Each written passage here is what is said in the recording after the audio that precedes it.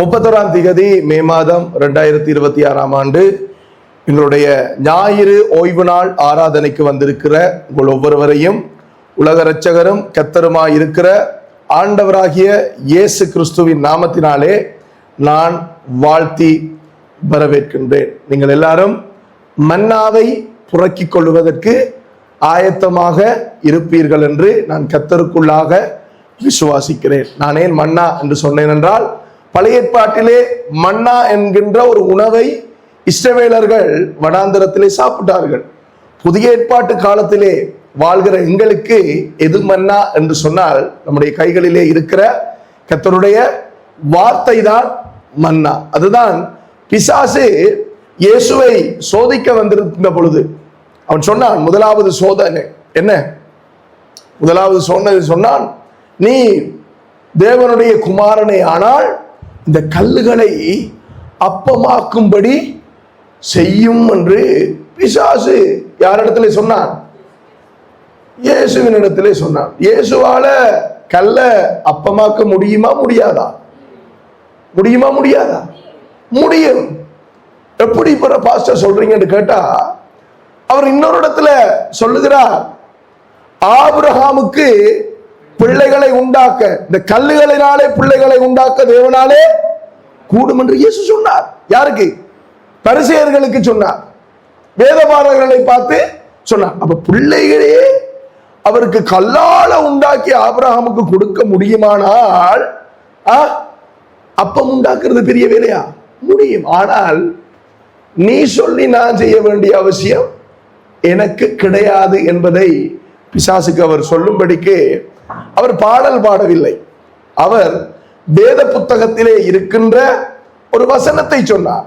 அவர் சொன்னார், மனுஷன் அப்பத்தினால் மாத்திரமல்ல தேவனுடைய வாயிலிருந்து புறப்படும் ஒவ்வொரு வார்த்தையினாலும் பிழைப்பான். ஆகையினாலே நீங்களும் நானும் அந்த வகையிலே நாங்கள் அப்பத்தை சாப்பிட வேணாம் என்று சொல்லல. நமக்கு அப்பம் இல்லை, நம்ம முட்டப்பம் இனிப்பப்பம் எல்லாம் சாப்பிடலாம், சோறும் சாப்பிடலாம், எல்லாம் பிரச்சனை இல்லை. நாம் அப்பத்தினாலே பிழைப்பவர்கள் அல்ல, நாம் பிழைப்பது கர்த்தருடைய வசனத்தினாலே பிழைக்கிறவர்களாய் இருக்கிறோம். ஏன் நான் இதை அழுத்தி சொல்றேன்டா, கர்த்தருடைய வார்த்தையை கேட்கிற பஞ்சம் கடைசி நாட்களிலே வரும் என்கின்ற ஒரு தீர்க்க தரிசனம் ஏற்பட்டிருக்கிறது, சொல்லப்பட்டிருக்கிறது ஏற்கனவே பழைய ஏற்பாட்டிலே. அதுல சொல்லப்படுகிறது, சாப்பாட்டுக்கான பஞ்சம் அல்ல, குடிக்கிற தண்ணிக்கான பஞ்சம் அல்ல, வருகிற பஞ்சம் கர்த்தருடைய வார்த்தைக்கான பஞ்சம் ஏற்படும். அதனாலே நாங்கள் எங்களுடைய இந்த திருச்சபையினுடைய பிரதானமான நோக்கமே கர்த்தருடைய வசனத்தை ஜனங்களுக்கு கற்றுக் கொடுப்பது. அதனாலே நாங்கள் வசனத்துக்கு முன்னுரிமை கொடுக்கிற ஒரு சபையாக நாங்கள் இயங்கிக் கொண்டிருக்கிறோம். அந்த வகையிலே அப்படிப்பட்ட ஒரு தரிசனத்தை கர்த்தர் கொடுத்தபடியினாலே ஆண்டவருக்கு நான் நன்றி செலுத்துகிறேன். ஓகே, இன்றைய நாளிலே நான் பேச இருக்கிற தேவ செய்தி எப்படிப்பட்டது என்று சொல்லி நீங்க பாத்தீங்கன்னா, கடைசி நாட்களிலே இல்லாம போகிற ஒரு காரியத்தை குறித்து. பல காரியங்கள் கடைசி நாட்களிலே தேவ பிள்ளைகளுடைய வாழ்க்கையிலே உலகத்துல தேவையில்லை நமக்கு, ஏன்னா உலகத்துல ஏற்கனவே அது அப்படித்தான் இருக்குது. அதை பத்தி பேசி எதுவுமே ஆக போறதில்லை.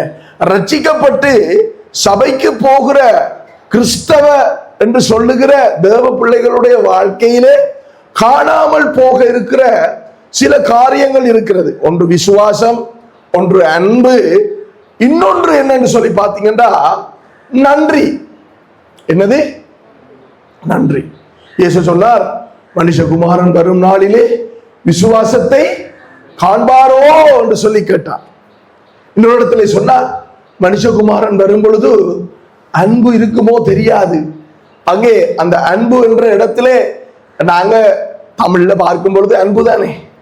அன்பு என்று சொல்லும் பொழுது ஒரு ரோட்டால போற பொடியனும் பொம்பளையும் காதலிக்கிறதையும் அன்பு என்று தான் சொல்லுவாங்க. அதுக்கும் பாட்டு தான் எழுதுவான், அன்பே அன்பே கொள்ளாதே, அதுக்கும் அன்பு தான் சொல்லுவான். தாய் பிள்ளையில வச்சிருக்கிறதுக்கும் அன்பு தான் சொல்லுவான், இல்ல பாசம் என்று சொல்லுவான். தகப்பன் பிள்ளையில வச்சிருக்கிறதையும் அன்பு தான் சொல்லுவான். கணவன் மனைவி உறவையும் அன்பு என்று தான் சொல்றோம். ஆனால் பரிசுத்த வேதாகமத்தை பரிசுத்த ஆவியானவர் எழுதும் பொழுது அதற்கு அவர் பாவித்த மொழி மூலமொழியாகிய கிரேக்க மொழியிலே அன்புக்கு பல வியாக்கியானங்கள் காணப்படுகிறது. கிரேக்க மொழியிலே அன்பு என்கின்ற இந்த தமிழில் வருகிற ஒரு சொல்லுக்கு சரிதானே, ஈரோஸ், பிலதெல்பியா, பிலேயோஸ், வேற அடுத்தது அகாப்பே என்கின்ற பல அர்த்தங்கள் இருக்கிறது. பல சொற்கள் கிரேக்க மொழியிலே இருக்கிறது. இந்த ஈரோஸ் என்று சொல்லப்படுகிற அன்பு எப்படிப்பட்டதுன்னா அதுதான் இந்த உலகம் சொல்லிக் கொடுக்கிற காதல். என்னது? கத்தரிக்காய் காதல். இதுதான் அந்த ஈரோஸ். ஈரோஸ் என்றது எப்படி என்றா அது காமம் சம்பந்தப்பட்ட பாலியல் இச்சை சம்பந்தப்பட்ட அன்பாக இருக்கிறது. தாவீதுடைய மகன் அம்னோன் தன்னுடைய சொந்த தங்கை தாமாரின் மீது அவனுக்கு ஒரு அன்பு இருந்தது. எந்த நேரம் பார்த்தாலும் வேதத்துல நீங்க வாட்சி பார்க்கலாம், எந்த நேரம் பார்த்தாலும் அவளிலே அக்கறை உள்ளவனாக இருந்தான். அந்த அன்பு நல்ல அன்பு கிடையாது, அது காம அன்பு. அவனுடைய வேலை, அவன் அவளை கற்பழித்ததுக்கு பின்பதாக அவனுடைய வேலை முடிஞ்சதுக்கு பிறகு காலால உதறி தள்ளுகிறது போல அவளிடத்தில் சொன்ன போவாங்க வெளியில என்ற வண்ணமாக அந்த பெண்ணின் இடத்திலே தாமார் இடத்திலே அம்னோன் நடந்து கொண்டான். இன்றைக்கும் வாலிப சகோதர சகோதரிகள் பார்க்கும் பொழுது கமலஹாசனை போல இருக்கிறார், அல்லது ரஜினிகாந்தை போல இருக்கிறார், அல்லது விஜயை போல இருக்கிறார் என்று போய் நம்பி ஏமாறுகிறார்கள். தங்கள் கற்பை இழந்து போகிறார்கள். ஏன்? தவறான அன்பு. அடுத்தது பிலேயோஸ் என்கிற ஒரு அன்பு இருக்கிறது. அது சகோதர பாசம், அண்ணன் தம்பி பாசம். இந்த சபையில நாங்க ஒருவர் விசாரித்து ஜெபிக்கிறோம் இல்லையா, இதுக்கு பேர் பிலேயோஸ் என்கின்ற அன்பு. இந்த பிலேயோஸ் என்கின்ற அன்பு மற்ற சபைகளை பார்க்கிலும் அதிகமாக ஒரு சபையிலே காணப்பட்டது. அந்த சபை தான் பிலதெல்பியா. என்ன சபை? பிலதெல்பியா. அதனாலதான் அதுக்கு பிலதெல்பியாண்டே பேர் வச்சாங்க, பிலேயோஸ் என்கின்ற அன்பு காணப்பட்டபடினால. அடுத்த அன்பு அகாப்பே அல்லது எபிரேய மொழியில அஹாபா என்று சொல்வார்கள். இது நிபந்தனையற்ற அன்பு. இந்த அன்பைத்தான் இயேசு என்ன செய்தார்? மனிதர்களுக்கு கொடுத்தார். அவர் எதையும், அதான் வேதம் சொல்லுகிறது, நாம் பாவிகளாய் இருக்கையில் அவர் நமக்காய் பாவமாக்கப்பட்டார். அந்த அன்பைத்தான் அவர் கொடுத்தார். நிபந்தனை இல்லை, நீ எனக்கு இதை செஞ்சா நான் இதை உனக்கு செய்வேன். காதல்ல ஆணும் பெண்ணும் பேசும் பொழுது உனக்கு என்ன நம்பிக்கை இல்லை, நீ என்ன நம்புறல்ல, இல்ல பாரு, கையெடுத்து கிழிப்பாங்க. இந்த இத மாதிரி பச்சை குத்தி உன்னை நான் பாரு எவ்வளவு காதலிக்கிறேன் காண்பேன். ஆனா அது கூட புஷ்பானமா. ஆனால் அகாப்பே அன்பு என்பது அது நிரந்தரமான அன்பு. பேதுரு மறுதளித்த பொழுது இயேசு பேதுருவிடத்திலே கேட்டார், பேதுருவே நீ என்னை நேசிக்கிறாயா என்று கேட்டார். நீங்க யோவான் சுவிசேஷத்துல வாசிக்க முடியும் இந்த சம்பவத்தை. அப்ப அந்த நேசிக்கிறாயா என்று கேட்ட பொழுது அந்த நேசிப்பு, அந்த அன்பு, அதிலே பாதிக்கப்பட்டிருக்கின்ற மூல சொல், நீ நிபந்தனை இல்லாமல் என்னை நேசிக்கிறாயா, அகாப்பே அன்பினாலே நீ என்னை நேசிக்கிறாயா பேதுரு என்று கேட்கும் பொழுது பேதுரு மறு உத்தரவு கொடுக்கிறார், பதில் கொடுக்கிறார் இல்லையா. அதுல ஆமாண்டவரே நான் உம்மை நேசிக்கிறேன் என்று உமக்கு தெரியும் என்று பேதுரு சொன்னார். நாங்க தமிழ்ல வாசிக்கும் பொழுது பேதுரு நேசிக்கிறார் தானே இயேசு என்று நாம் நினைப்போம்.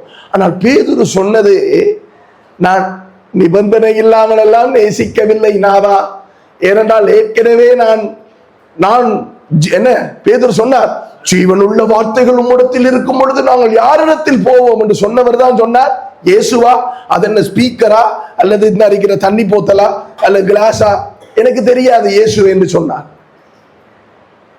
அவர் இந்த இடத்துல நான் உம்மை நேசிக்கிறேன் என்று சொல்ல பொழுது அவர் சொன்னார், நான் உம்மை ஒரு சகோதரனாக அந்த பிலேயோஸ் என்கிற அன்பிலே நான் நேசிக்கிறேன், அகாப்பே அன்பெல்லாம் என்னிடத்திலே இல்லை நாதா. மீண்டும் இயேசு கேட்கிறார், 3 தடவை கேட்டார். சிலர் அதை பிரசங்கம் பண்ணும்போது சொல்லுவார்கள், அவர் 3 தடவை அறிக்கை பண்ண வைத்து மனம் திரும்ப வைத்தார்.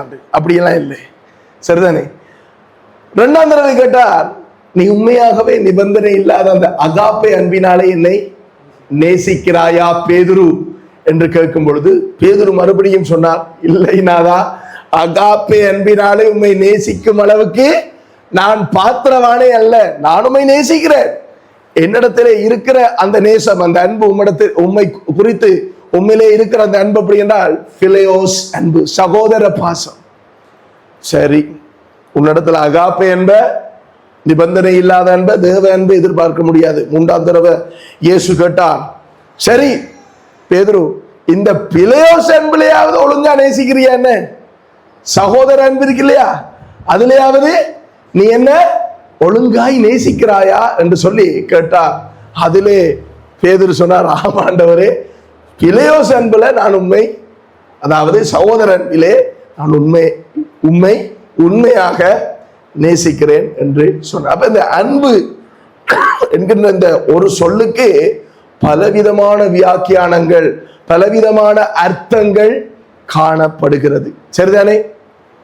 அன்பு. அப்ப இந்த அன்பு இயேசு சொன்னாரே, நான் வரும் பொழுது அன்பை காண்பேனோ என்று சொன்னார் தானே.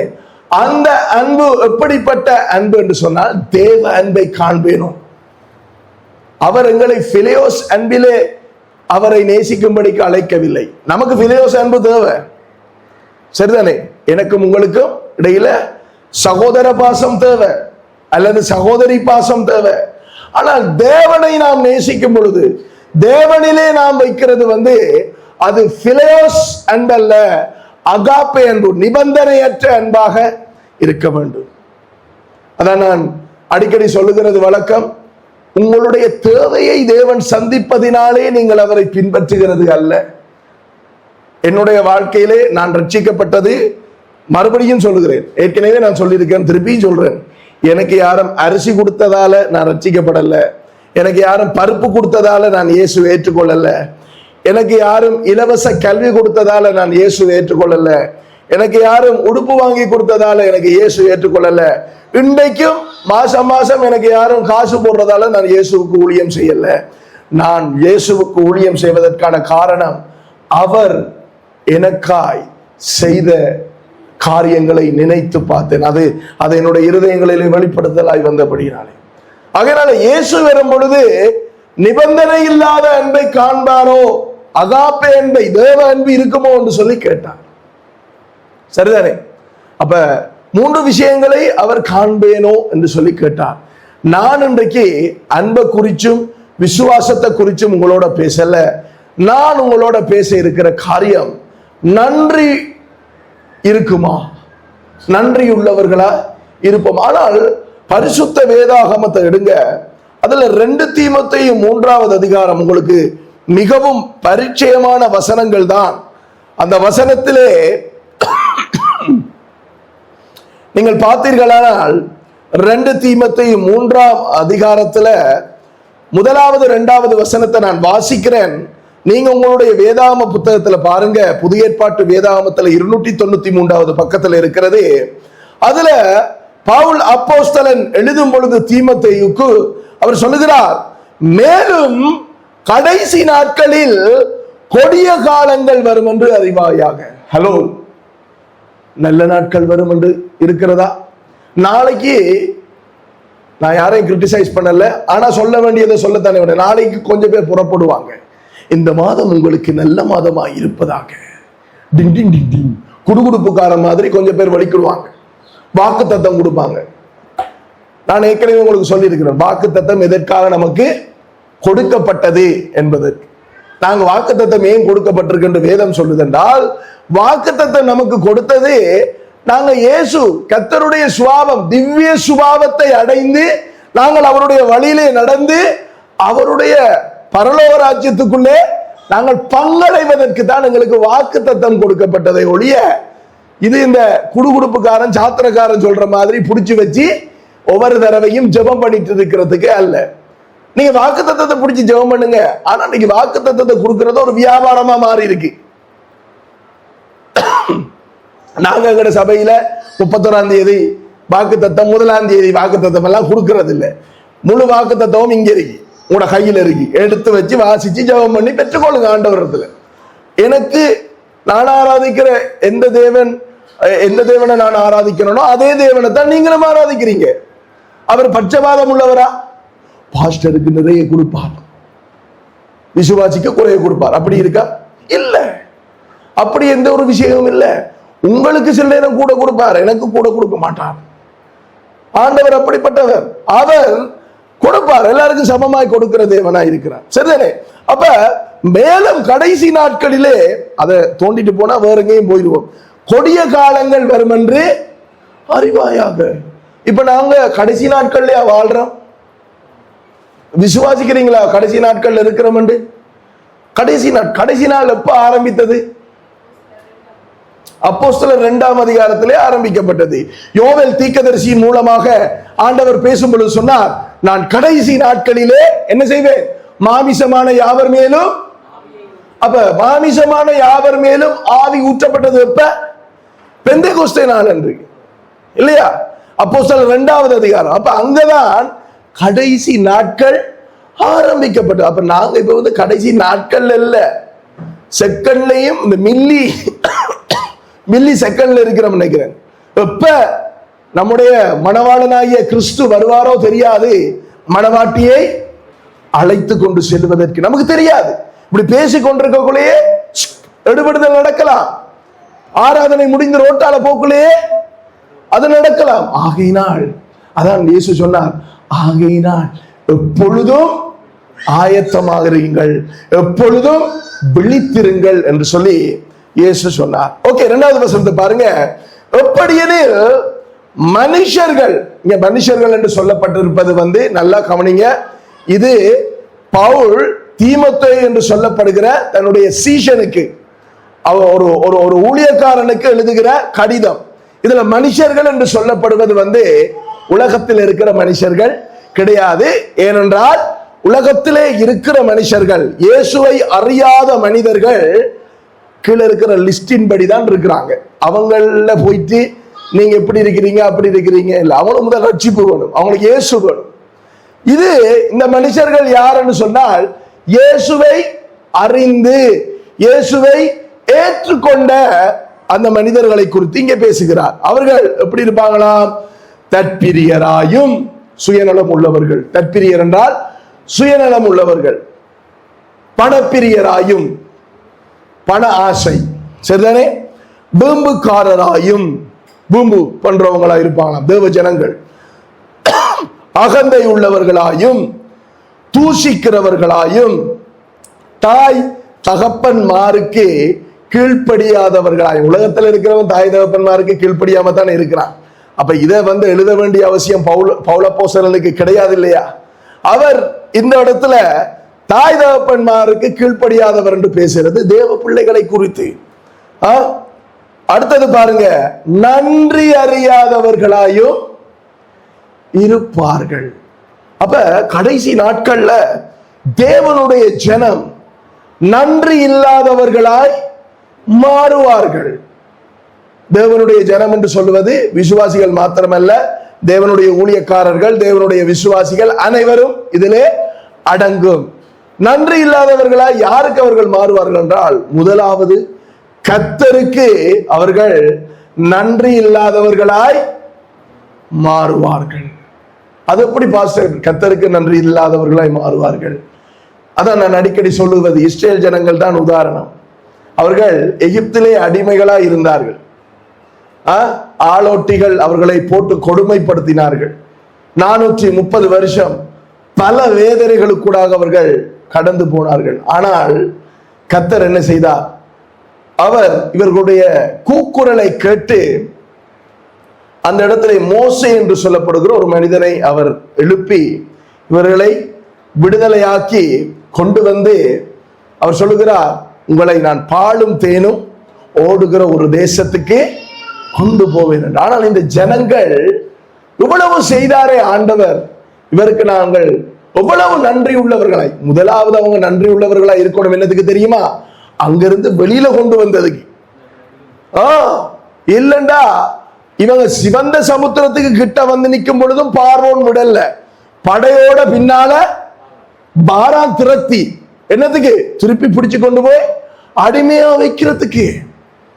அப்ப அங்கிருந்து வெளியில வந்ததுக்கு முதல் நன்றி உள்ளவர்களாய் இருந்திருக்க வேண்டும். நானும் நீங்களும் எங்களுக்கு கொடுத்த இலவச பாவ மன்னிப்பு, இலவச ரட்சிப்புக்காக நாங்கள் ஆண்டவருக்கு நாங்கள் நன்றி உள்ளவர்களாய் இருக்க வேண்டும். அதுக்கு பிறகு ஆண்டவர் எங்களுடைய வாழ்க்கையில செய்த நன்மைகள் ஒவ்வொன்றையும் நாங்கள் நினைத்து பார்த்து அதற்கு நாங்கள் நன்றி உள்ளவர்களாய் இருக்க வேண்டியது அவசியம். ஆனால் நாங்கள் எப்படி இருக்கிறோம்? நாங்கள் சிந்தித்து பார்ப்போம். எங்களுடைய வாழ்க்கையில எல்லாத்துக்கும் நாங்கள் நன்றி சொல்ல வேண்டும். எங்களுக்கு கிடைத்த தாய் தகப்பன், எங்களுக்கு கிடைத்த கணவன் மனைவி, எங்களுக்கு கிடைத்த பிள்ளைகள். எத்தனை பேருக்கு பிள்ளைகள் இல்லாமல் இருக்கிறார்கள், அவதியுறுகிறார்கள். ஆனால் கர்த்தர் எங்களுக்கு எங்கள் கற்பத்தின் கனியை ஆசீர்வதித்திருக்கிறார். அதற்காக நாங்கள் ஆண்டவரே உமக்கு நன்றி என்று சொல்ல வேண்டும். எத்தனை பேர் தாய் தகப்பன் இல்லாமல் வளர்ந்திருக்கிறார்? தாய் தகப்பன் இல்லாத அருமை இதுல இருக்கிற எத்தனை பேருக்கு தெரியுமோ தெரியா? எனக்கு தெரியும். ஏன்னா நான் சிறு வயதுல இருந்து தாய் தகப்பன் இல்லாம வளர்ந்தவன். போறவன் பாரவன் எல்லாம் குட்டுவான் தலையில. அதனாலதான் நான் சில நேரம் பேசும் பொழுது ஆட்கள் சொல்லுவாங்க, இவர் தகர டப்பா மாதிரி இருக்கிறார், கரடு முரடாக இருக்கும். நான் என்ன செய்யறேன்? நான் அப்படிதான் வளர்ந்தேன். இவர் கரடு முரடாக இருக்கிறார், இவர் பேசும் பொழுது ஹார்டா இருக்கு என்று சொல்லுவாங்க. அப்ப தாய் தகப்பன் இல்லாத அருமை தாய் தகப்பன் இல்லாதவங்களுக்கு தான் தெரியும். தாய் தகப்பனுடைய அருமை இருக்கிறவங்களுக்கு அதனுடைய மதிப்பு தெரியாது. என்னடா என்று சொல்லி அப்பாவை பார்த்து கூப்பிடுற பிள்ளைகள் இன்றைக்கு இருக்குது. ஐயோ, எந்த தாயையும் தகப்பனையும் நான் பார்க்கணும், விசாரிக்கணும் என்கின்ற பிள்ளைகள் இந்த காலத்தில் தீர்றது மிகவும். அப்ப எல்லாவற்றுக்கும் நான் அன்றைக்கு என்னுடைய மகன்கிட்ட சொன்னேன், இந்த இருக்கிற பிளாஸ்டிக் சேருக்கு நான் நன்றி உள்ளவனாக இருக்கிறேன். ஏன்? இந்த பிளாஸ்டிக் சேரை வேண்டதுக்கு வக்கில்லாதால் நான் என்னதான் இந்த பிளாஸ்டிக் சேரை வாங்குறதுக்கு நீங்க இருக்கிறீங்களே இப்படி, அந்த கதிரையை வாங்குறதுக்கு கூட திராணி இல்லாத ஒருவன் நான். ஆனால் கர்த்தர் வாங்கி கொடுத்தார். இந்த கட்டிடத்தை இப்படி அமைக்கிறதுக்கு கூட வக்கில்லாத ஆள் நான். நம்ம பாஷையில சொல்லுவோமே, வக்கி இல்ல, வசதி இல்ல, திராணி இல்லாத ஆள் நான். நேற்றும் அந்த வந்தவங்கள்ட்ட பேசி கொண்டிருக்கும் போது சொன்னேன், இதுல கிடுகால விண்ணி 4 கம்பு நாட்டி ஒரு சேர்ச் ஒன்று கட்டுவோம் என்று தான் பிளான் போட்டேன். அடிக்கடி இந்த மரப்பால பக்கம் ஊழியத்துக்கு போய் வரும் பொழுது அங்க அப்படி ஒரு இடம் ஒன்று இருக்கிறது. அப்ப அப்படி செய்யறதுக்கு எஸ்டிமேட் எடுக்கும் பொழுது 2 லட்சம் ரூபாய் கேட்டாங்க. உடனே நான் போய் என்னுடைய ஏடிஎம் கார்டை போட்டு பார்க்கும் பொழுது பேங்க்ல 50 லட்சம் இருந்தது. பேங்க்ல 1 ரூபா காசும் இல்லை. இப்ப நம்மனால ஏடிஎம்மையும் பின்னையும் தாரம் போட்டு எடுங்க. 2 லட்சம் ரூபாய் ஓலமட்டையால கட்டுறதுக்கு. ஆனால் ஆண்டவர் இந்த கட்டடத்தை கட்ட கிருபை செய்தார். அதான் என்னுடைய ஆவிக்குரிய தகப்பனார் எனக்கு சொல்லுவார், யோனத்தன், ஒன்றே ஒன்று மட்டும்தான் எனக்கு தெரியும். என்ன அப்பா என்று அவர்கிட்ட கேட்டா சொல்லுவார், கர்த்தர் உங்களை நம்புறார். என்ன செய்கிறார்? கர்த்தர் உங்களை நம்புகிறார். அதான் பவுல் சொன்னான், என்னை உண்மை உள்ளவன் என்று எண்ணி இந்த ஊழியத்தை நீர் எனக்கு கொடுத்தீர். ஆண்டவர் சும்மா தூக்கி எத்தனை பேர் இருக்காங்க எல்லாரும் கொடுப்போம் ஒன்று அப்படியெல்லாம் கொடுக்கல. உண்மை உள்ளவன் என்று எண்ணிதான் ஊழியத்தை கொடுத்தார். தாளந்துகள் உவமையை வாச்சு பாருங்க, அவன் அவனுடைய திராணிக்கு தக்கதாகத்தான் அங்கே தாளந்துகள் பகிரப்பட்டது. the capacity they have, அவங்களுக்கு இருக்கிற அந்த அபிலிட்டி, இவங்க என்ன செய்வாங்க இவங்களுக்கு கொடுக்கலாமா? நம்ம சும்மா போய் யாருக்கும் பொறுப்பு கொடுப்போமா? உங்களோட அந்த சின்ன பிள்ளைட கையில் 5000 ரூபாய் காசு கொடுப்பீங்களா? கொடுக்க மாட்டோம் இல்லையா? ஏன்? அந்த பிள்ளை தொலைச்சிரும் என்று நமக்கு தெரியும். அதே மாதிரி தான் ஆண்டவரும் திராணிக்கு தக்கதாக அவர் கொடுக்கிறவராய் இருக்கிறார். அப்ப நமக்கு கொடுத்திருக்கிற எல்லாவற்றிற்கும் நாம் நன்றி உள்ளவர்களாய் இருக்க வேண்டும். வேதத்துல எடுக்க சங்கீத புத்தகம், இதுல ஒரு மனுஷன் இருக்கிறான். அவன் என்னென்ன காரியத்துக்கெல்லாம் கர்த்தருக்கு நன்றி உள்ளவனாய் இருக்கிறான் என்று சொல்லி நாம் வாசித்து பார்ப்போம். சங்கீதம் 103 மிகவும் பரிச்சயமான ஒரு சங்கீதம். எல்லா ஆராதனைகளிலும் அதிகமாக சொல்லப்படுகிற வேத வசனம் அடங்கிய சங்கீதம். பழைய ஏற்பாட்டு வேதாகமத்தில் 733வது பக்கம் சங்கீதம் 103. இந்த சங்கீதத்தை பாடியவர் எழுதியவர் யார் என்று பார்த்தீர்களானால் சங்கீதக்காரன் ஆகிய தாவீது. அவர் சொல்லுகிறார், முதலாவது வசனம், என் ஆத்துமாவே கர்த்தரை ஸ்தோத்தரி, என் முழு உள்ளமே அவருடைய பரிசுத்த நாமத்தை ஸ்தோத்தரி. என் ஆத்துமாவே, மறுபடியும் 2வது வசனத்துல, கர்த்தரை ஸ்தோத்தரி, அவர் செய்த சகல உபகாரங்களையும் மறவாதே. ஏன் அவர் இப்படி சொன்னார் தெரியுமா? இந்த சங்கீதத்தை தாவீது பாடும் பொழுது வேத அறிஞர்கள், ஆராய்ச்சியாளர்கள் சொல்லுகிறார்கள், அவர் மிகவும் முதிர்ந்த வயதுள்ளவராய் இருந்தார். முதிர்ந்த வயதுல அவர் இருக்கும் பொழுது அவருடைய வாழ்க்கையில ஆண்டவர் அவருக்கு செய்த நன்மைகளை அவர் நினைத்து பார்க்கிறார். ஏன் ஆத்மாவுக்கு சொல்லுகிறார் என்றால், இந்த மனுஷனுடைய ஆத்மா இருக்குது இல்லையா, இது மிகவும் ஒரு டேஞ்சரஸான சாமா ஆத்மா. ஏனென்றால் இந்த ஆத்மா அது மனுஷனுக்குள்ள இருக்கும் பொழுதே அதுல பாவத்தின் கரைகள் எல்லாம் அதுல பட்டு பட்டு பட்டு பட்டு தான் இருக்குது. இப்ப நீங்க என்னட்ட கேட்டீங்கன்னா, பாஸ்டர் உங்களுக்கு விபச்சாரம் செய்ய தெரியுமா தெரியாதான்னு கேட்டா தெரியும். இதுல இருக்கிற எல்லாருக்கும் விபச்சாரம் செய்ய தெரியும். ஆனா நாங்க செய்வோமா? செய்ய மாட்டோம். ஆண்டவருடைய வசனம் சொல்லுது, இல்ல எங்களுக்கு அதெல்லாம் பிள்ளை பிள்ளை என்று ரட்சிக்கப்படாதாக்கள் சொல்லுவாங்க, அது பிள்ளை என்றுவாங்க. நமக்கு அது வேத வசனத்தின்படி பாவம். பாஸ்டர் உங்களுக்கு களவெடுக்க தெரியுமா? நல்லா தெரியும், நல்லா எடுப்பேன். அப்பயும் நீங்க எடுக்கிறல்ல. கர்த்தருடைய வார்த்தை சொல்லுகிறது இது பாவம். பாஸ்டர் உங்களுக்கு தாய் தகப்பனை அடிக்க தெரியுமா? ஓ நல்லா மிதிப்பேன். கிடைச்சா? எனக்கு இல்ல. கிடைச்சா மிதிப்பேன் நல்லா வச்சு, ஆனா மிதிக்க மாட்டேன். முதலண்டா மிதிச்சிருப்பேன், இப்பண்டா வேதம் சொல்லுகிறது அது பாவம். அப்ப நம்ம எல்லாருக்கும் பாவம் செய்ய தெரியும். இதுல யாரும் சொல்லல அது பாவமா அப்படி என்றா என்ன, பாவத்திற ஸ்பெல்லிங் என்ன என்று நீங்க கேட்கல. அதான் யோவான் அவர் எழுதி வைத்திருக்கிறார், நம்மிலே நாம் பாவம் இல்லை என்று சொல்வோமானால் நம்மளை நாமளே ஏமாத்துறவர்களாயிருப்போம். நாம பொய்யர் என்று சொல்லி வேதம் சொல்லுகிறது. பாவம் என்னென்று தெரியாது, பாவத்துக்கு ஸ்பெல்லிங் என்னென்று தெரியாது. PAVAM பாவமா, பாவனா பாவமா, எது என்று தெரியாது என்று சொன்னா நாம் பொய்யர் என்று வேதம் சொல்லுகிறது. ஆனால் நாம் அதை செய்யாமல் இருக்கிறதுக்கான காரணம், நாம் கர்த்தரை அறிந்திருக்கிறபடினால், இயேசுவை அறிந்திருக்கிறபடினால், அவருடைய வசனம் நமக்குள்ளே குடிகொண்டிருக்கிறது. அது இந்த ஆத்மா நான் சொன்னேனே, அதுக்கு நல்லா தெரியும் பாவம். இது கிட்டத்தட்ட ஒரு கியர் மாதிரி. இந்த பிரதர் வாகனம் ஓட்ட கிட்ட தெரியும், நியூட்ரல் ஒன்று இருக்கும், என்ன brother, first gear second gear இருக்கும். இந்த ஆத்மா ஒரு கியர் மாதிரி. அந்த கியரை நம்ம நியூட்ரல்ல வைக்கணுமா 5வது இடத்துல போடணுமான்றதை தீர்மானிக்க வேண்டியது நானும் நீங்களும். நாங்க ஜெபம் பண்ணல, வேதம் வாசிக்கல, நம்மளோட வாழ்க்கை கர்த்தருக்குள்ள இல்ல, நம்முடைய ஆவிக்குரிய ஜீவியம் சரியா இல்லைன்னு சொன்னா நாம எப்படி இருப்போம் தெரியுமா? இந்த கியர் மாதிரி தான் இருப்போம். கியரை கலட்டி பிசாசு ரயில கொடுத்த மாதிரி அவன் போடுவான் 5ல 4ல, என்னது வானம் இப்படி போகுது அப்படி போகுதுன்னு நாங்க தடுமாறி கொண்டிருப்போம். ஜெபம் வேத வாசிப்பு இல்லைண்டா நம்மளை மட்டும் குழப்ப மாட்டோம், கூட இருக்கிறவங்களையும் குழப்பி டென்ஷன் ஆக்கி சூடாக்கி கொண்டு இருப்போம். ஜெபம் வேத வாசனம் இல்லாத ஆக்கள். சரியா? மூளையில இருந்து ஒரு ஆள் சிரிச்சு கொண்டிருக்கி. ஓகே, நான் பேசலையா? ஓகே.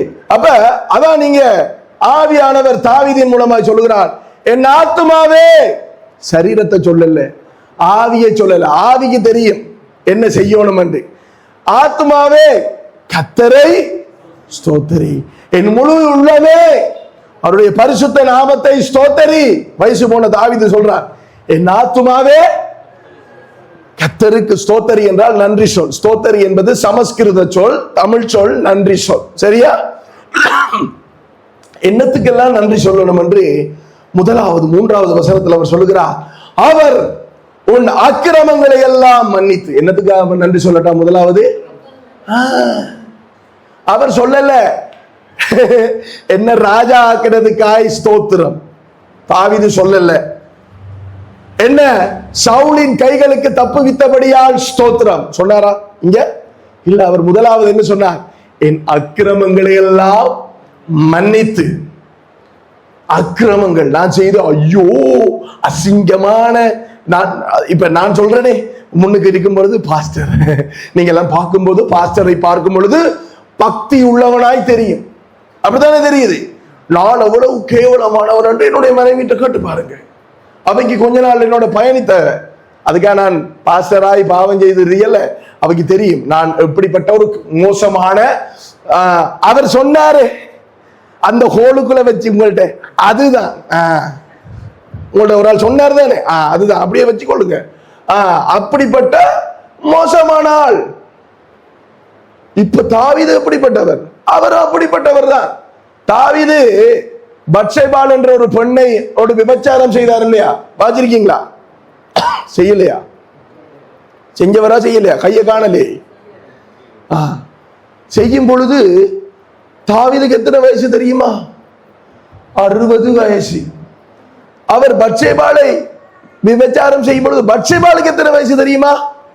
18 வயசு. பத்சேபாள் யாரு தெரியுமா? தாவீது வனாந்தரத்துல எல்லாம் ஒளிச்சு திரிஞ்சாரு இல்லையா சவுலுக்கு பயந்து. அந்த நேரத்துல தாவீதோட கூட இருந்த நல்ல நெருங்கிய நண்பனுடைய மகள் தான் யாரு? பத்சேபாள். பத்சேபாளுடைய கணவன் அவன் ஒரு பராக்கிரமசாலி உரியா, தாவீதோட இருந்தவன். தண்டை யுத்தம் நடக்குது, யுத்தத்தை முடிச்சு போடுதா வீட்டுக்கு போவன் என்று சொல்லுகிற ஒரு மனிதன் உரியா. அந்த உரியாவுக்கு தாவீது என்ன செய்தான்? தந்திரமாய் உரியாவின் மனைவியை அடைய வேண்டும் என்பதற்காக உரியாட கையிலேயே ஒரு கடிதத்தை எழுதி அனுப்புகிறான் போர்க்களத்துக்கு. என்ன அந்த கடிதத்தை கூட நானா இருந்தா என்ன எழுதியிருக்கார் என்று நைசா போற வழியில உடைச்சி வாசிச்சுட்டு ஒட்டி போட்டு கொண்டே கொடுத்திருப்பேன். ஒட்டி போட்டு என்னத்தை கொடுக்குற, கிழிச்சறிஞ்சு போட்டு நாசமறுத்த ராஜா ஏசி போட்டு போயிருப்பேன். ஏன் இவனை போட்டு தள்ளட்டு தான் எழுதப்பட்டிருந்தது லெட்டர்ல உரியாவ. அவன் அதை கூட திறந்து வாசிக்கல. உண்மையுள்ள ஒரு மனுஷன் கொண்டே அங்கே கொடுத்தான். அவன் எடுத்து வாசிச்சு போட்டு உரியாவை போர்ல என்ன செய்தாங்க? முன்னால விட்டு போட்டு தள்ளி விட்டாங்க. ஏன் இதை செய்தான்? பத்சேபாளுக்காக செய்தான். பத்சேபாளோடு அவன் விபச்சாரம் பண்ணதுக்கு இன்னொரு சொல்லி இருக்குது. அதை சிறுவர் துஷ்பிரயோகம் என்று சொல்லலாம். ஒரு சின்ன பொம்பளை பிள்ளைய பிடிச்சி கற்பழிச்ச மாதிரி ஒரு வேலைய தாவீது செஞ்சு போட்டு இவர் என்ன செஞ்சார்? Praise the Lord, praise the Lord, ஸ்தோத்திரம். அந்நிய பாஷையிலெல்லாம் ஜெபிச்சு கொண்டிருந்தார். அந்த நேரம் கர்த்தர் நாத்தானை அனுப்புகிறார். நாத்தான்ட சொல்லுகிறார், போ தாவீதுட்ட போய் சொல்லு. நாத்தான்ட போய் டிரெக்டா எல்லாம் சொல்லல, ஒரு கதை ஒன்று சொல்லி இப்படி ஒரு சம்பவம் நடந்தது. தாவீது எந்த குற்றத்தை செஞ்சாரோ அதை ஒரு உதாரணமாக ஒரு உவமையாக நாத்தான் மூலமாக சொல்ல வச்சு, ராஜாவே இப்படி ஒரு சம்பவம் நடந்தது, இதுக்கு நீர் என்ன தண்டனை கொடுப்பீர் என்று கேட்கும் பொழுது தாவீது சொல்லணும், அப்படியா எடுத்து வா கத்திய வெட்டோணும் அவன் கழுத்து என்று சொல்லி தாவீது என்ன செய்கிறார்? அவர் பெரிய பரிசுத்தவான் மாதிரி பேசுகிறார். நாத்தான் சொன்னார், வெட்டே இல்லாது. ஏன் இல்ல அங்க இல்ல, இதெல்லாம் என்னுடைய கதை வசனம் உங்களுக்கு விளங்கும்படி சொல்றேன். வெட்டியில ஏன் ஏன் நாத்தான் வை. நாத்தான் இவர நண்பன், தாவீதுர நண்பன். ஏனென்றால் எப்படி நண்பன் என்று சொல்றீங்க பாசனடா? தாவீதுக்கு ஒரு மகன் இருந்தான் நாத்தான். தன்னுடைய நண்பனுடைய பேரை மகனுக்கு வைத்தான். ஏனென்றால் நாத்தான் சாமுவேலனுடைய சீஷன். சாமுவேலுடைய வேதத்துல நீங்க சாமுவேல் புத்தகம் வாசிக்கின்ற நாயோதி என்ற ஒரு சொல் வரும். நாயோதி என்றால் வேதாகம பாடசாலை. சாமுவேலுடைய வேதாகம பாடசாலையில படித்தவர் தான் இந்த நாத்தான், காத் இவர்கள் எல்லாரும். ஒரு நாள் சவுல் தாவீதை கொலை செய்ய தேடி தெரியும் பொழுது தாவீது இந்த நாயோதி வேதாகம பாடசாலையில இவர்களோட ஒழித்து கொண்டிருந்தார். வேதத்துல இதெல்லாம் இருக்கு, இதெல்லாம் வாசிக்கணும். நீங்க வாசிச்சா தான் நான் சொல்ற கதை உங்களுக்கு விளங்கும். அப்ப நான் ஏன் வெட்டேனாது என்று நாத்தான் சொல்லுகிறார், அந்த மனுஷனே நீதானே உன்னிடத்துல. அப்ப இவர் முழுசுகிறார், எப்படி உனக்கு தெரியும்?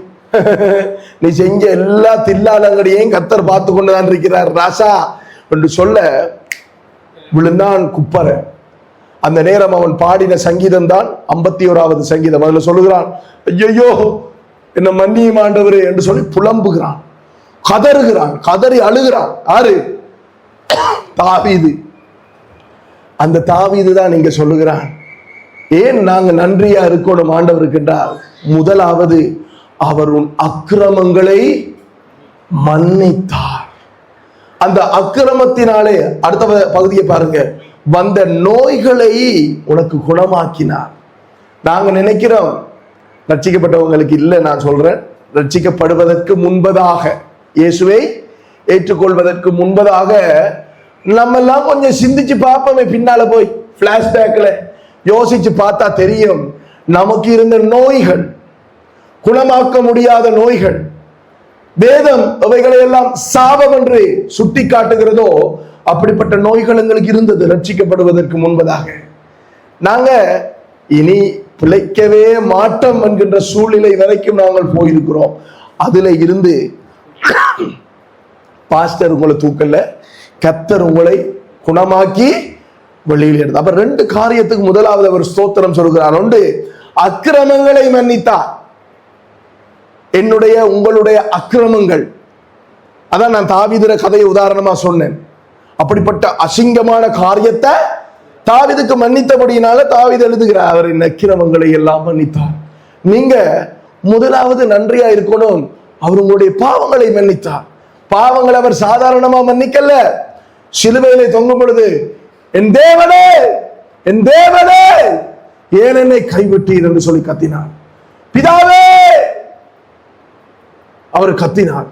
கெத்செமனே தோட்டத்திலே அவர் ஜெபம் பண்ணார், பிதாவே இந்த பாத்திரம் என்னை விட்டு நீங்க கூடுமானால் நீங்கட்டும், ஆனாலும் என்னுடைய விருப்பப்படி அல்ல உம்முடைய விருப்பப்படி ஆகட்டும் என்று சொல்லும் பொழுது அவருடைய வேர்வை துளிகள் இரத்தத்தின் பெருந்துளிகளாய் நிலத்திலே சிந்தப்பட்டது. ஏனென்றால், ஏன் அப்படி வந்தது என்றால், அப்படிப்பட்ட ஒரு வியாதி இருக்கிறது, டிப்ரெஷன், ஸ்ட்ரெஸ்ஸினுடைய உச்சகட்டம். அதுக்கு சொல்லுவாங்க ஹேமாடிட்ரோட்டிஸ் என்று சொல்லி சொல்லுவாங்க மெடிக்கல் டேர்ம்ஸ்ல.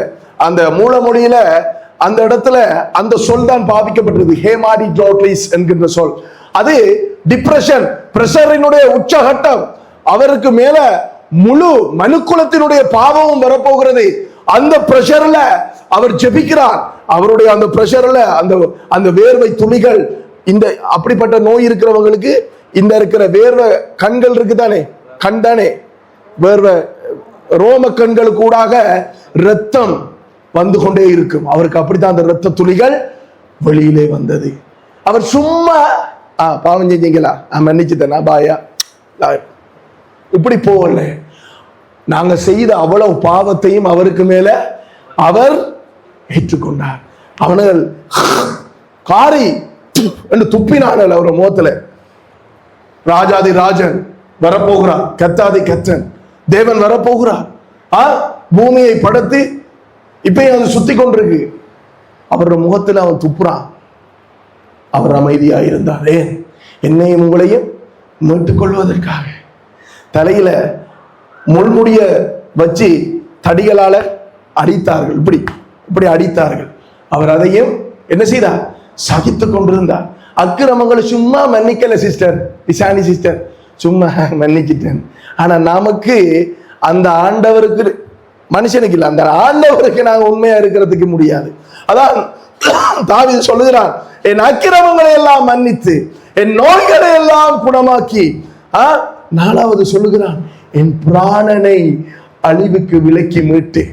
எத்தனையோ சந்தர்ப்பங்கள் இருந்தது, எத்தனையோ சந்தர்ப்பங்கள். தாவீதை சவுல் கொலை செய்வதற்கு இவன் சவுலுக்காக கிண்ணறம் வாசித்துக் கொண்டிருந்தான். சவுலுக்குள்ள இருக்கிற அந்த பொல்லாத ஆவியிலிருந்து விடுதலை வர வேண்டும் என்று அந்த நேரம் அந்த பொல்லாத ஆவி சவுலுக்குள்ள இருந்து அந்த ஈட்டியை எடுத்து தாவீதை நோக்கி எறிந்தது. தாவீது தன்னுடைய தகப்பனாருடைய வீட்டுல நல்ல அந்த ஆடுகளை மேய்ச்சிட்டு சாப்பிட்டு பேசாம இருந்தான். ஆனால் அவன் எப்பொழுது ராஜாவாக அபிஷேகம் பண்ணப்பட்டானோ, கிட்டத்தட்ட 16-17 வருஷங்கள் வனாந்தரத்திலே தான் அவனுடைய வாழ்க்கை ஓடிக்கொண்டே இருந்தது.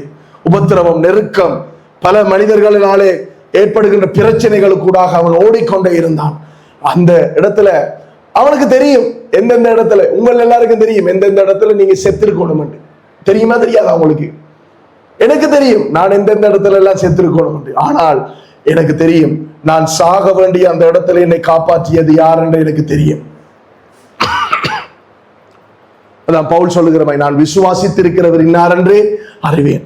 அவர் உன் பிராணனை அழிவுக்கு விலக்கி மீட்டி. நாங்க பெருமை பாராட்டுறோம். எங்களோட வாயை திறந்தா அப்பா கதைக்க விட்டு பாருங்களேன், ஏதோ நாங்க தான் எங்களை காப்பாத்துற மாதிரி.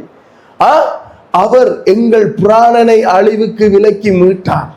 உங்களை டாக்டர் காப்பாத்தல, வைத்தியசாலை காப்பாத்தல, கொரோனா வந்த நேரம் நீங்க போட்ட மாஸ்க் உங்களை காப்பாத்தல, நீங்க கையை அடிக்கடி கழுவுறதால காப்பாத்தல.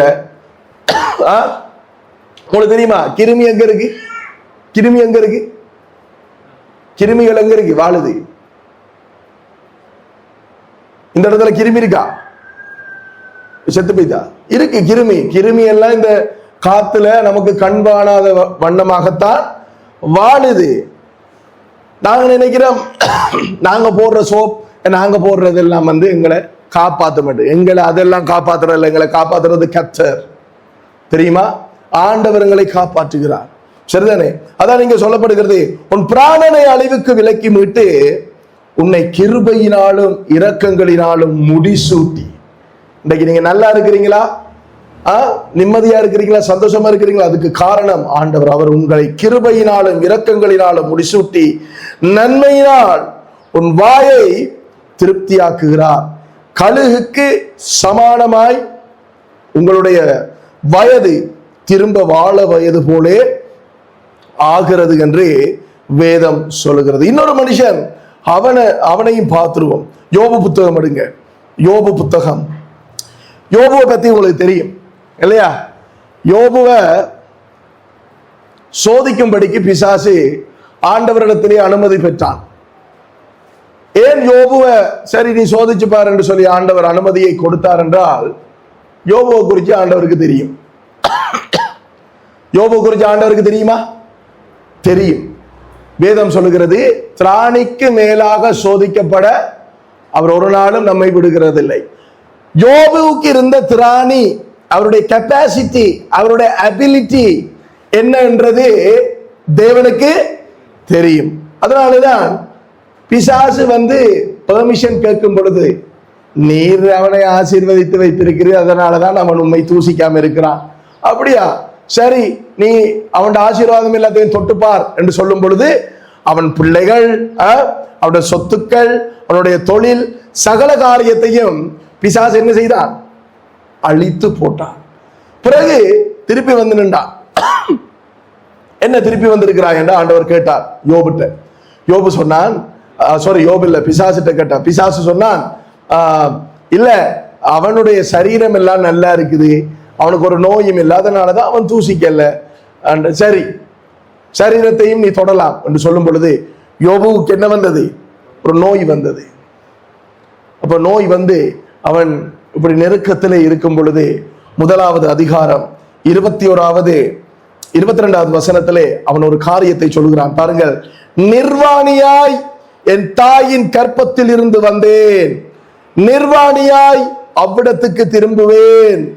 கர்த்தர் தான் கொடுத்தார். எனக்கு பிள்ளைகளை யாரு கொடுத்தார்? கர்த்தர் கொடுத்தார்.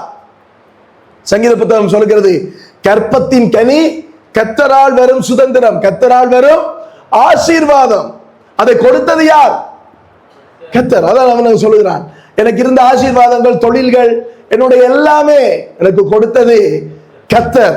கர்த்தர் கொடுத்தார், கர்த்தர் எடுத்தார். கர்த்தருடைய நாமத்துக்கு ஸ்தோத்திரம், நன்றி. கர்த்தர் கொடுத்தார், கர்த்தர் எடுத்தார், கர்த்தருக்கு ஸ்தோத்திரம். அவன் சொல்லல, ஆண்டவரே என்னது நம்மண்டா, ஆண்டவர் சபிச்சு போட்டார் போல. நான் ஒழுங்கா உபவாசிக்கலையோ, ஒழுங்கா ஜெபிக்கலையோ, ஒழுங்கா கர்த்தரை தேடலையோ என்று பல கேள்விகள் நமக்கு வந்திருக்கும். ஆனால் யோபு ஆண்டவருக்கு விரோதமா எதுவும் பேசல. அவன் சொன்ன, ஆண்டவரே நீர் கொடுத்தீர், நீர் எடுத்தீர், உமக்கு நன்றி ஆண்டவரே. இந்த சரீரத்துல நோயா, இந்த நோயா, இதே ஆண்டவரே, இந்த சரீரம் உம்முடையது, உம்முடைய ஆலயம் என்று வேற சொல்லப்படுது வேதத்துல. இந்த ஆண்டவரே நீர் என்ன விருப்பமோ செய்து கொள்ளும் என்று அவன் சொன்னான். கர்த்தருக்கு ஸ்தோத்திரம் என்று அவன் சொல்லுகிறான்.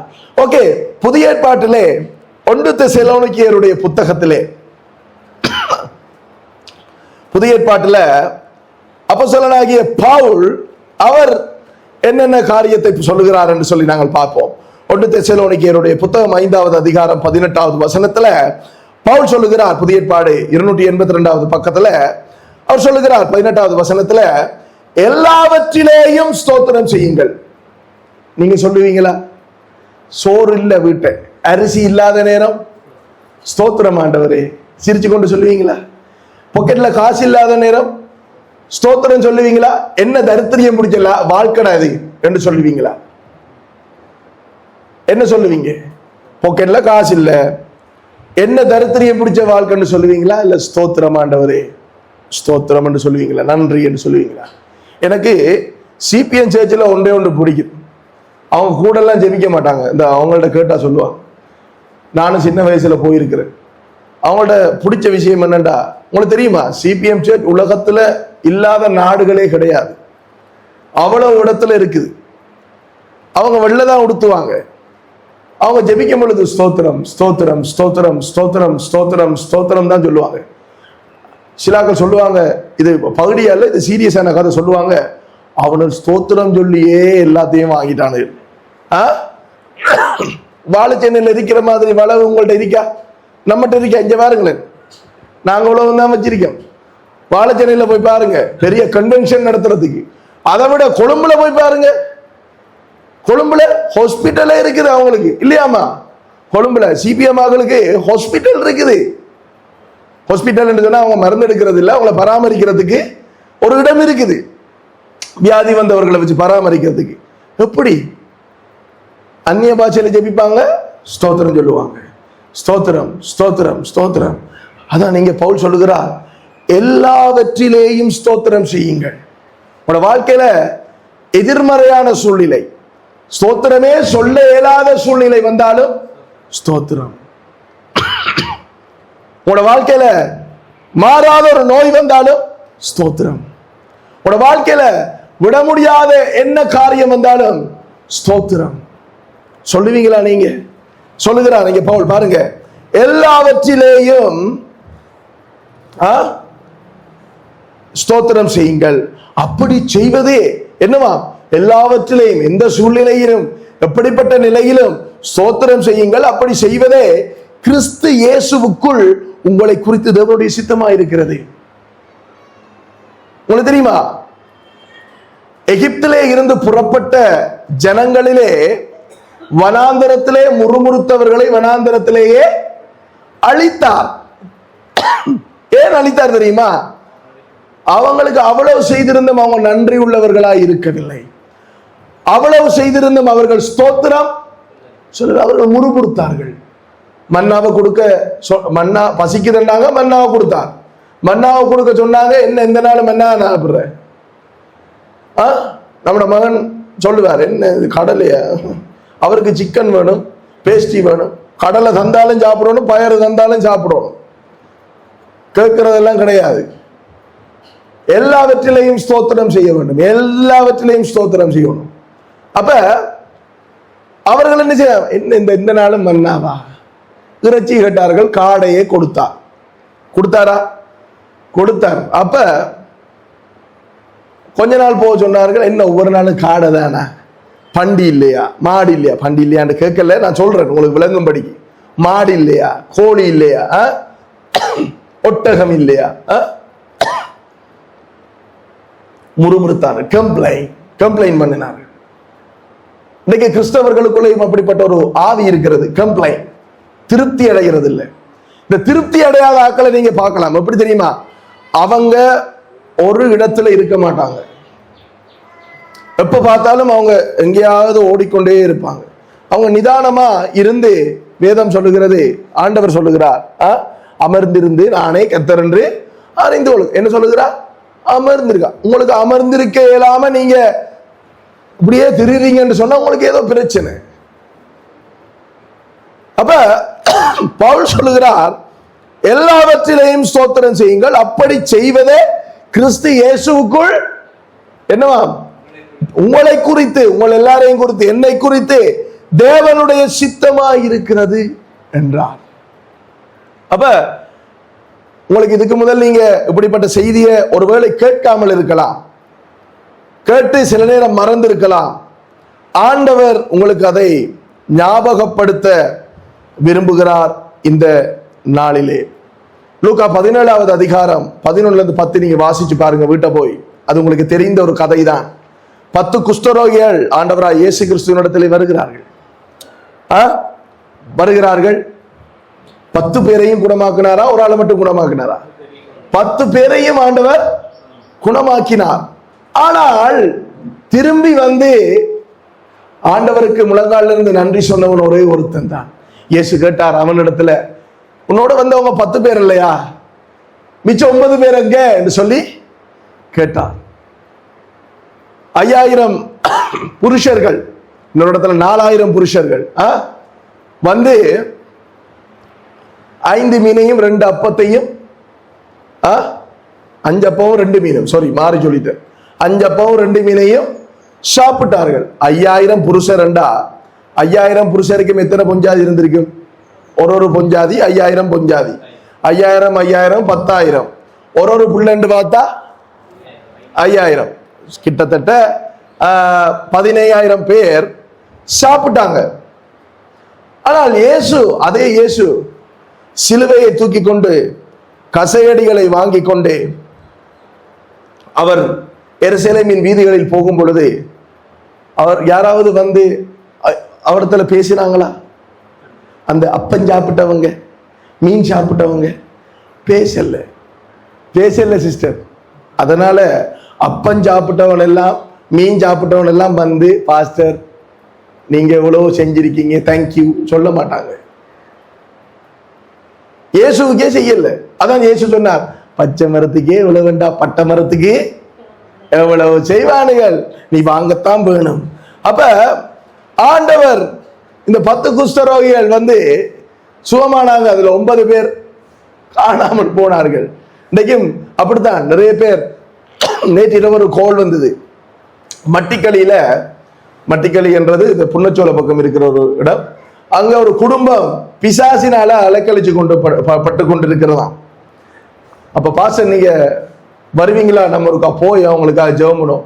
அவங்களோட அண்ணன் அலக்கழிச்சு அவனுக்கு ஏதோ ஒரு சூனியத்தை செஞ்சு அவனை நித்தாட்டி வச்சிருக்காங்களாம்.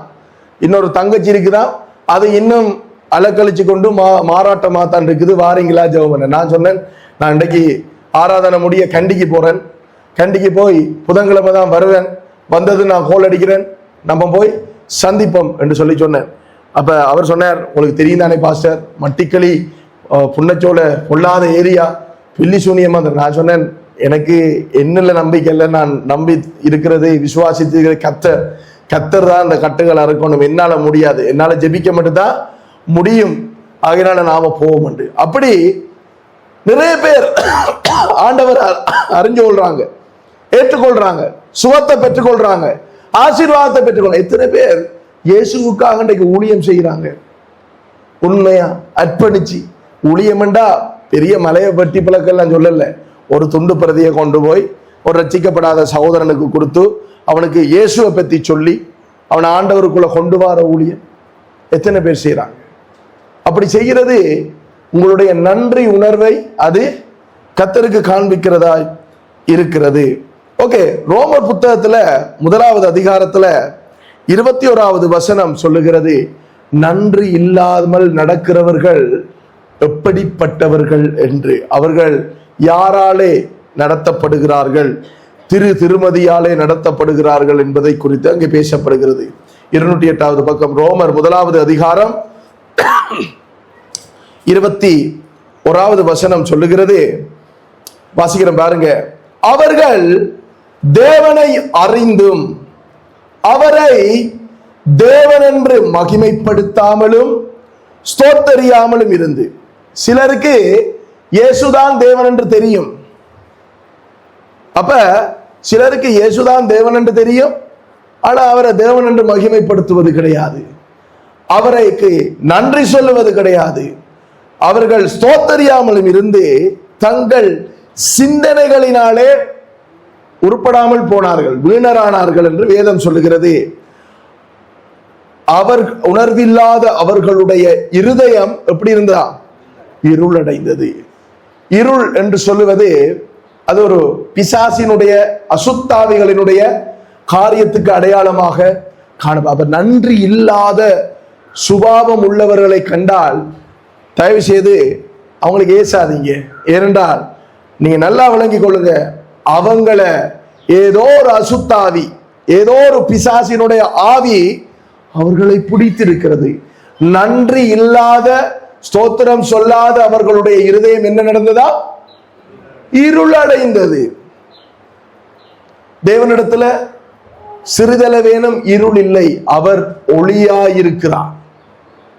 அப்ப ஒளி இல்லாமல் இருள் ஒருவருடைய வாழ்க்கையில இருக்குது என்று சொன்னா there is something happening in his life.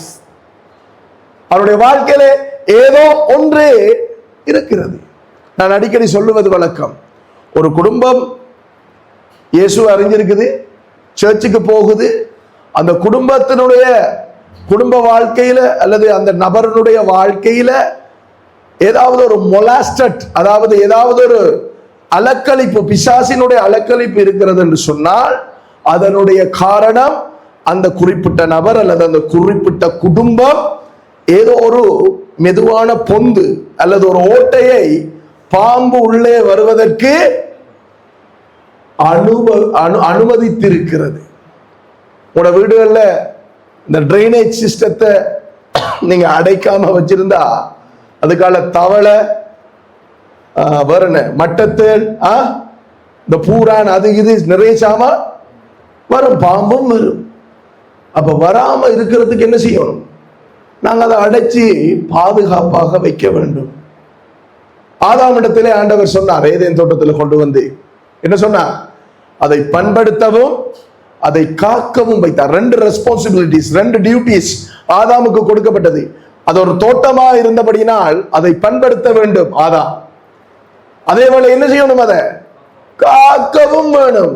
ஆதாம் ஒழுங்கா காத்திருந்தால் வந்து தன்னுடைய மனைவியோட பேச விட்டுருப்பாரா? அவர் எந்த இடத்துல புலவிட்டார் அது வேதத்தில் எழுதப்படவில்லை. ஆனால் அது அந்த பிசாசு ஏவாளோடு வந்து பேசியது. ஏவாள்கள் மிகவும் அவதானம், உங்களைத்தான் போக்கஸ் பண்ணும். ஏன் தெரியுமா?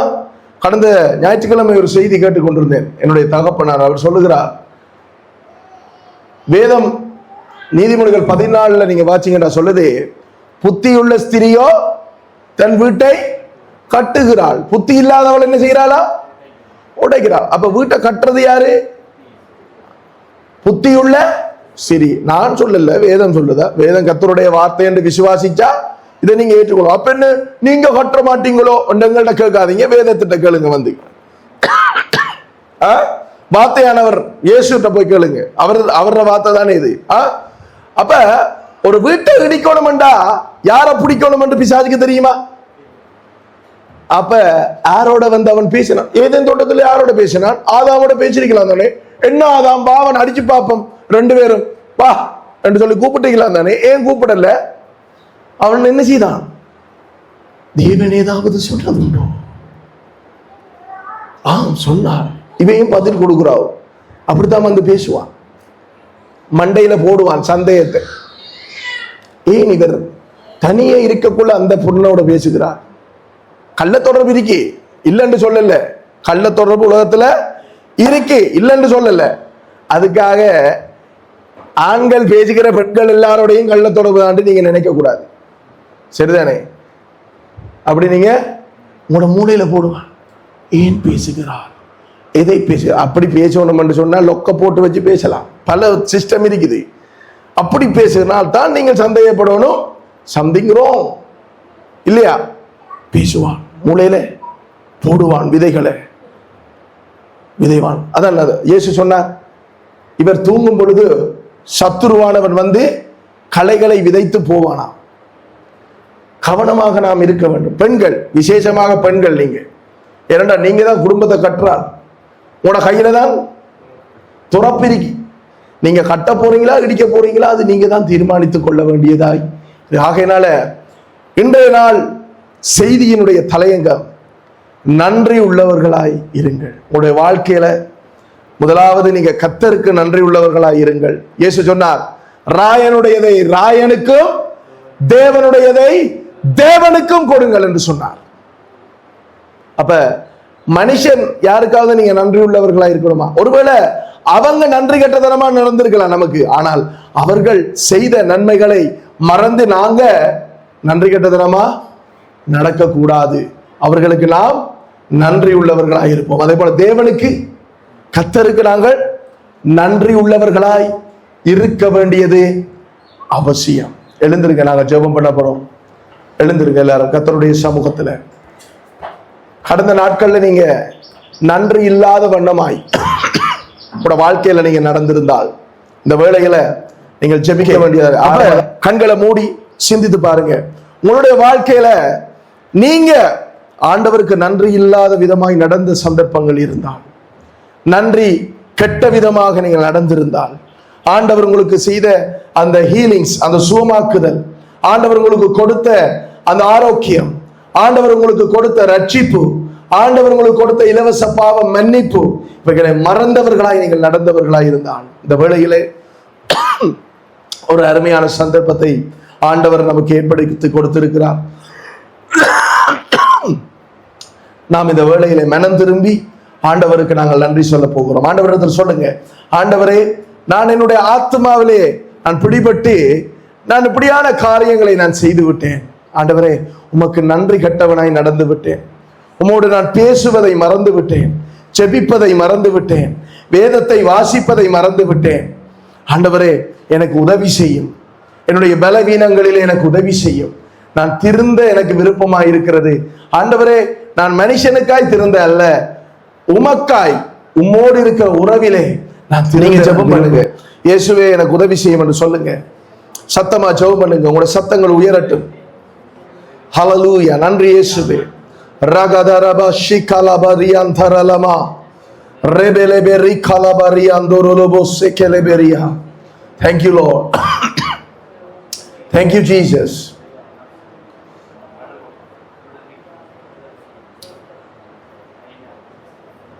ஸ்தோத்திரம் ஆண்டவரே. எங்களை அதிகமாய் நேசிக்கிற எங்கள் அன்பான ஆண்டவரே, அருமையான இந்த ஓய்வு நாளுக்காய் நன்றி செலுத்துகிறோம். பரிசுத்த ஆவியானவரே, நீர் உம்முடைய வசனத்தின் பிரகாரம், உம்முடைய வசனத்தின் வாயிலாக எங்கள் ஒவ்வொருவரோடும் பேசினபடியால் உமக்கு நன்றி. ஆண்டவரே, உம்முடைய வசனத்தை நாங்கள் கேட்டு அதை புறக்கணிக்காதபடிக்கு, காதுள்ளவன் ஆவியானவர் சபைகளுக்கு சொல்லுகிறதை கேட்க கடவன் என்று சொல்லப்பட்டபடி ஆவியானவருடைய சத்தத்தை நாங்கள் கேட்டிருந்தால், ஆண்டவரே, நாங்கள் உம்முடைய வசனத்திலே நடக்கும்படி எங்களுக்கு உதவி செய்வீராக. ஆண்டவரே, உம்முடைய வருகை நாட்கள் எப்பொழுது எங்களுக்கு தெரியாது. ஆண்டவரே, சபை எடுத்துக்கொள்ளப்படுதல் எப்பொழுது நடக்கும் என்று எங்களுக்கு தெரியாது. ஆனால் நாங்கள் ஆயத்தம் உள்ளவர்களாய், ஆயத்தம் எனும் பாதரட்சைகளை தரித்தவர்களாய், ஆண்டவரே, எல்லாவற்றையும் செய்து முடித்து உமக்கு முன்பாக நிற்பதற்கு திராணியுள்ளவர்களாய் இருக்கும்படிக்கு எங்கள் ஒவ்வொருவருக்கும் கிருபை அளிப்பீராக. வருகிற இந்த புதிய மாதத்திலே, இந்த புதிய வாரத்திலே எங்கள் ஒவ்வொருவரையும் ஆண்டவரே உம்முடைய கிருபையினாலே, உம்முடைய இரத்தத்தினாலே மூடி ஆண்டவர்களை வழிநடத்தும்படிக்கு நாங்கள் ஒப்புக் கொடுக்கிறோம். ஆண்டவரே, உம்முடைய வசனம் அதை நாங்கள் நல்லா படிக்கத்தக்கதாய், நேரம் செலவழிக்கத்தக்கதாய், வாசிக்கத்தக்கதாய் ஆண்டவர் எங்கள் ஒவ்வொருவருக்கும் உதவி செய்வீராக. நீர் எங்களை பாதுகாத்துக் கொள்ளும், எங்களை வழி நடத்துவீராக. இயேசுவின் மூலம் ஜெபம் கேட்கிறோம் எங்கள் ஜீவனுள்ள நல்ல பிதாவே, ஆமென்.